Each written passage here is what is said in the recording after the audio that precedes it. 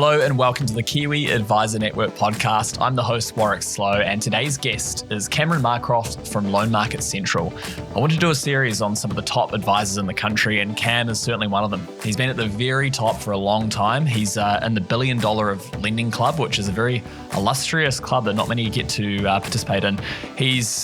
He really wants to get back to the industry. He wants to grow it, and he was really generous with his time and his insights and how he's been able to grow his business. So enjoy this. If you log it as your CPD hours, it's a really easy way to meet your requirements. And also, if you want to share this with another advisor or somebody who would enjoy this podcast, it does wonders for us. It helps us grow the podcast and invest in it more so we can help and share more ideas with the industry as a whole. So sit back, relax, enjoy the podcast. Cam, thanks so much for joining us here today.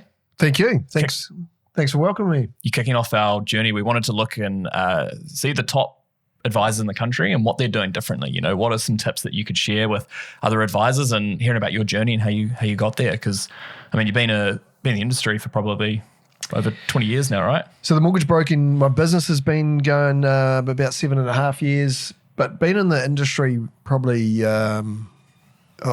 if you count a little bit of time in the UK, but mainly in New Zealand, 20 years.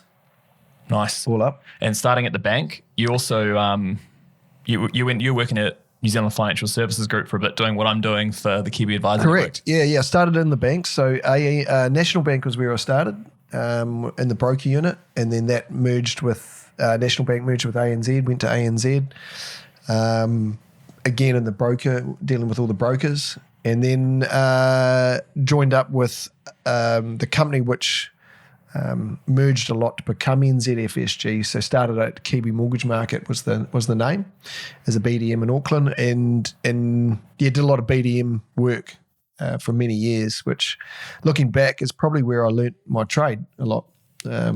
What to do, what not to do. Yeah, you learnt the good, the bad, the ugly. You're able to see what good brokers were doing, the bad brokers, and pick all those bits out to start my business. So yeah, I think that was a good foundation for learning where I wanted it to go. You get to see the lay of the land without having to actually try it yourself, you know? Absolutely. Yeah. So what are some of the key things that you feel that the best businesses did?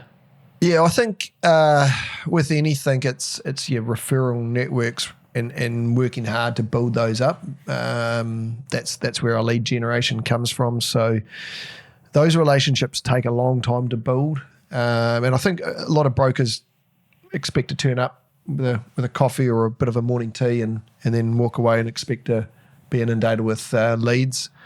It isn't that easy, unfortunately. There's a lot more to getting on with your referrer networks and building them up and constantly coming up with new ideas around how to create new leads. When I started the business, I had 2 young kids under 5, and I was the sole bread earner. So there was no room for failure. I had to, and that also drove me to try and be as successful as I could, because if I didn't, then we were in a bit of trouble. So yeah, that's that hunger to earn. It's amazing what it can do. Oh yeah, I tell you what, and that was it. And every broker knows, and every broker listening to this knows those first 6-12 months, they're hard. And you doubt yourself. You walked away from a corporate income, and your income's not coming in. You know you're working hard, you're doing a lot of work, but the income takes a while to come in, and then all of a sudden you feel like this tsunami wave. You can see it coming, and you're away. We call it pushing the flywheel. That's it. Initially, it just feels like you're slogging, but the momentum. Yeah. So we, so that was the sort of the start of it. I think back to your question, what else did I do? And I've spoken pretty widely of employing good people.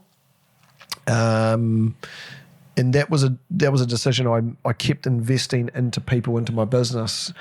And you come across, I've got a lot of mates in the industry where they don't potentially invest as much into people because they've just got to this good income and they've gone, oh, well, if I employ someone, I'm going to my income's going to drop. But it's the opposite. Your income actually increases when you bring good people into your business. So I worked out what my weaknesses were.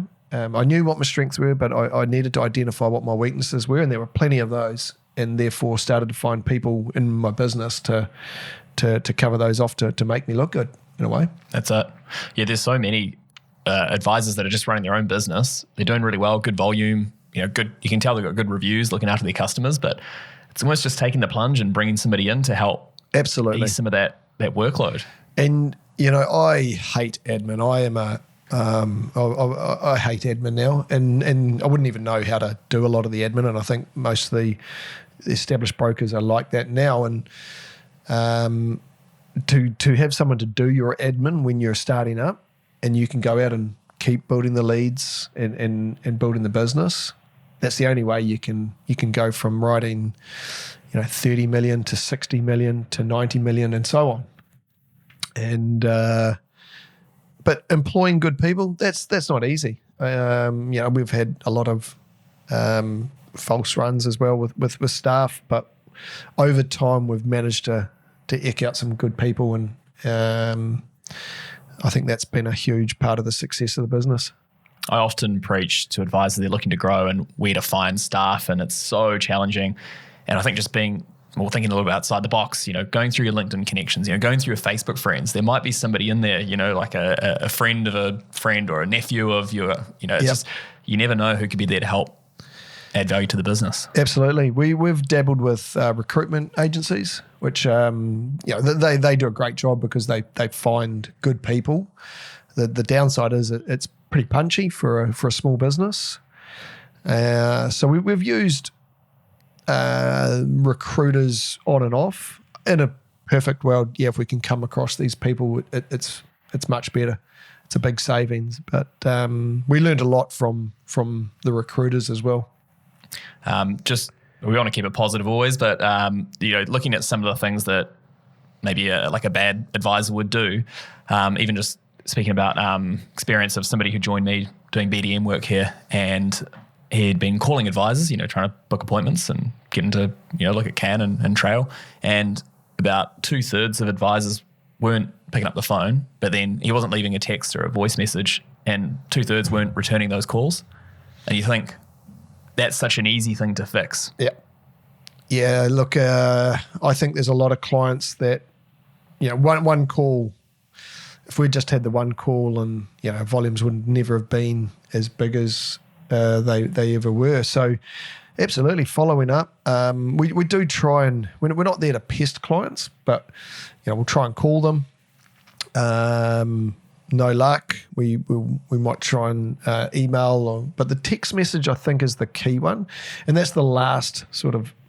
If they've got no responses for a little bit, it's just, hey, just checking in. Do you want us to help you? If not, either way, we're fine. Just tell us so we can stop harassing you. I saw a stat somewhere, and it was I can't remember exactly, but it was 25% of emails opened where 80% of texts are. Yeah.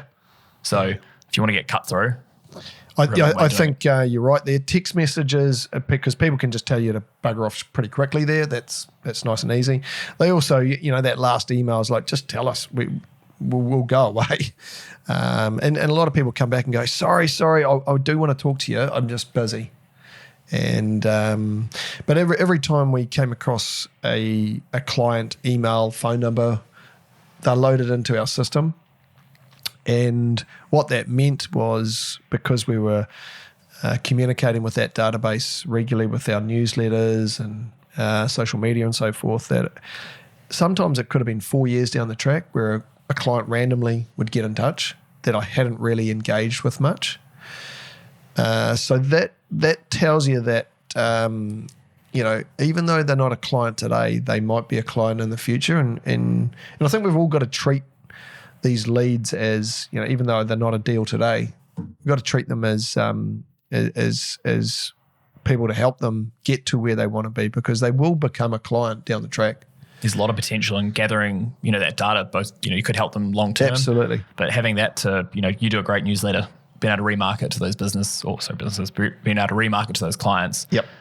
It's just about finding, you don't know when the right timing is going to be, Yes. but if you're front of mind, Yes. you're the first person they think of. Yep.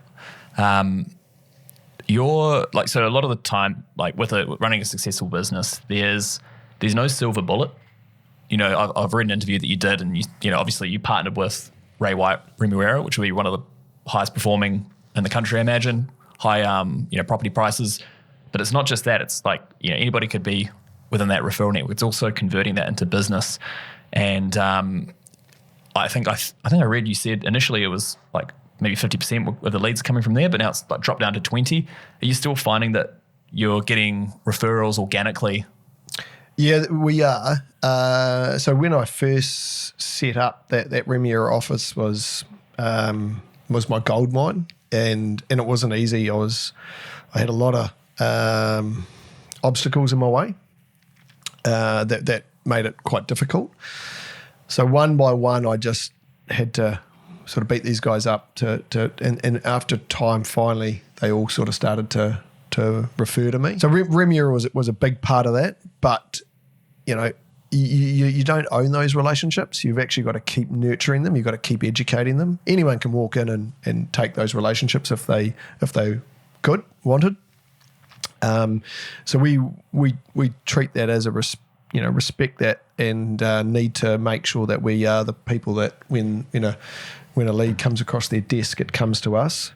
But also we're kind of trying to educate them around, you know, if there's 12 people coming through that open home, they might only have one person buy that property, but there's another 11 people there that are needing assistance. And we talk through different ways around the agents around, if we're referring those people to us, we can help them, and they are on our books, and we tag every client with who referred those clients to us, which means that ultimately when the client comes to us on our annual reviews and says, you know, we're the first they tell when they're selling a property, because we're asking those questions around what's your fixed terms going to be, what's your goals for the next 12 months, and they're saying, hey, we're going to sell.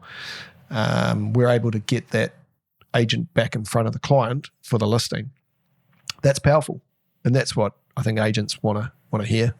Oh, they want to know they're looked after for sure. Yeah, so we give a lot of listings back to our agents now, and that's pretty powerful. Two-way street, I think a lot would just expect the lead to come their way for the mortgage, and, you know, yes, those people, they're going to need to sell a home eventually. Absolutely. In the 7 years you've been an advisor, you've gone into a pretty illustrious club, which is the $1 billion of lending club, which is, you know, dividing that over, it's like 140 more or less each year, which is just, you know, massive volume. I think you've always been up in the top three, or certainly the top in terms of those advisor lists. Like, what's the motivation long term? I think 7 years, it's a long time. Like, what do you? Yeah, look, I think if I look back to the first few years, I put everything I had into this business, which probably had a detrimental impact on maybe my young kids at the time. I look back and go, maybe I wasn't as available as a dad should have been. And my clear focus was just to build this thing up as fast as I could, so that I could take some time back, which is ultimately where I've got to. So, the early days, I was probably a slow starter when you compare my stats to other brokers out there, especially those first 2 years. After that, that's when I'd cracked my referral networks. I'd got the right people in to help me, and I think we went from first year being a 39 million to 53 million to about 107 million, and then I kept going. It was 155 million, and then the big 300 odd, I think it was. Gee whiz. But that was in the that was in that COVID hyper market, right, which everyone was going pretty mental in. And looking back, that I went, man, I don't want to do that again. That was as good as those numbers were, and as proud as I was. The hours that you put in for that amount of business was unrelenting, and it just didn't stop. It would have been a perfect storm for you. I mean, you just hit that point, you got your processes set up, you've been in the industry long enough, got the referral networks. Also, other little things like, people were used to doing meetings over Zoom, so all of a sudden you didn't have to drive to meetings. Yes. It just would have freed up more time for you to It was a spend time with crazy time. customers. It was a crazy time. And I don't think we'll ever see that again in our lifetime. But as far as numbers and setting up the business, so going back to that question, I think that time sort of told me that actually I want to build this business up to be more of a mentor or a business development lead generator, not a broker. And I kind of started to lose my passion for broking around that, weirdly. I still write business, but I have no passion to writing big numbers anymore. That's so my team are now, I'll go out, get a handful of leads, come in and drop them in for them to write. That's the ultimate model for me moving forward. Great. And you've got the network there. So you've got 2 advisors in the business, excluding yourself? So we've got 3 plus myself at the moment. Okay. Which is going, because we've slowed down a little. I mean, it's still a great market, in my opinion. We're still lots of opportunity. Yeah, and I think there's brokers out there saying it's quiet, but it's still pretty good. I don't think we can complain, and we're in a pretty awesome industry. Yeah. I guess it's interesting for me because I'm on the other side of the fence right now. Like, what's it like going from being behind the scenes at an aggregator to being a broker? Yeah, I think it's great because you've got relationships with all the banks, you've got relationships with all the brokers. I reckon a lot of people, and I don't blame them, would have said Cam won't succeed. And I don't know. I probably had the same sort of view on my stance, but I just knew I had to. That was the difference. So coming from a BDM to a broker, I think it made life easier. You knew how to get answers quicker. You knew what to do. All you had to do was learn how to write a loan, which took a little bit, and then find out where your leads are coming from. And what was the catalyst to making the transition? So I was sort of in that corporate life for a long time, and was sort of looking at it, going, it's in either now or never. As well as that, I was seeing some brokers out there in the industry that I think were doing things averagely and doing well. And I went, wow, if I can just come in and do some things a little bit better, then and I remember going, geez, if I can just earn $300K a year, that would be a great result. And writing $5 million a month was my goal back then, which it didn't take long to achieve those, and that was I guess the decision to move was, I'm so glad I did it. Otherwise I would have been probably still languishing in that corporate life. Like competing with me. Yeah. And the banks weren't I was never going to succeed in the banks. Corporate life and that big corporate life wasn't me. So I was never going to be able to move up the ladder there. So I'd kind of worked out that I was either going to be running a business and everything's on my shoulders, where, if it succeeds or if it fails, it's down to me, no one else. And that amazingly seemed to work out for me. And yep, a little bit of luck here and there. Things went my way, and boom, it's an awesome business. I always feel with luck, it's just when opportunity meets preparation. So, it's the hard work you put in. I think those referral networks, It's like a combination of all those that seem to have worked out for you. In terms of your strategy and how you set that up, are you quite vigilant with that? Are you doing like a 1, 3, 5 year goal, or is it more you've got like a rough idea and you try and hit that? I'm pretty rough. Originally I did have that, and then I found that every year it was just completely changed. The business was evolving so quickly that I found my goal setting was just a waste of time. We're now going back to that because I think we've finally had the business was growing always at a fast rate. We've now had a market where we've finally slowed, and we're hitting a downward downward spiral. Not a big one, but it's a downward. So this is the first time we've ever felt a little bit of a. And I think I've got a little bit too comfortable. And so what I've got a new business partner in my business who's 30. He's coming in with some hunger, and he's really driving me to get out there and to grow this business further. Without him, I was probably just settling back, going, "This is okay. I'm happy here," and just cruise.